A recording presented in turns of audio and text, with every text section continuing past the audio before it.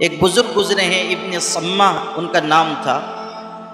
ایک دن وہ اپنی زندگی کا حساب کرنے لگے، جائزہ لے رہے ہیں، یہ سوچنے لگے کہ میری عمر کتنی ہوئی۔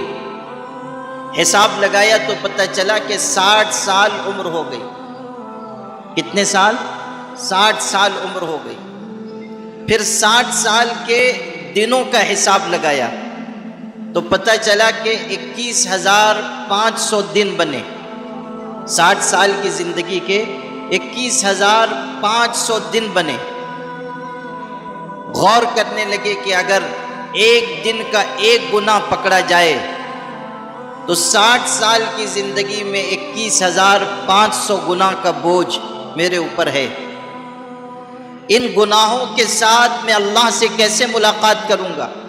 اللہ پاک سے کیسے ملوں گا؟ غور کرنے والے اس طرح بھی غور کرتے ہیں کہ 21,500 گناہ میرے اوپر ہیں، میں ان گناہوں کے ساتھ اپنے پروردگار سے کیسے ملاقات کروں گا؟ پھر یہ خیال آیا کہ یہ تو اس شکل میں ہے جبکہ روزانہ ایک گناہ پکڑا جائے۔ اگر روزانہ 10,000 گناہ ہوں تو پھر انسان اللہ پاک کے دربار میں کیسے حاضر ہوگا، کیسے اپنی زندگی کا حساب دے گا؟ ایک گناہ کے اعتبار سے 21,500 گناہ ہیں، یہاں تو روزانہ سینکڑوں گناہ ہو رہے ہیں، تو اللہ سے کیسے ملاقات کروں گا؟ اللہ کو کیا منہ دکھاؤں گا؟ بس یہ بات انہوں نے سوچی، دل پر اتنا اثر ہوا کہ گرے اور انتقال ہو گیا۔ دل پر ایسا بوجھ ہوا کہ گرے اور انتقال ہو گیا۔ لوگوں نے کسی کہنے والے کو سنا، کوئی کہنے والا کہتا تھا مگے آتا تھا، صرف آواز سنائی دی۔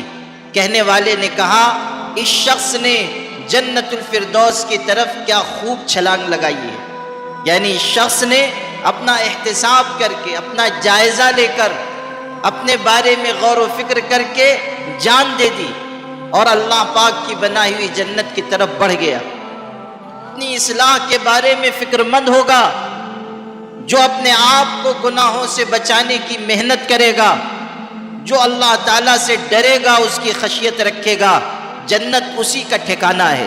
قرآن پاک میں اللہ کا ارشاد ہے تِلْكَ الْجَنَّةُ الَّتِي نُورِثُ مِنْ عِبَادِنَا مَنْ كَانَ تَقِيًّا۔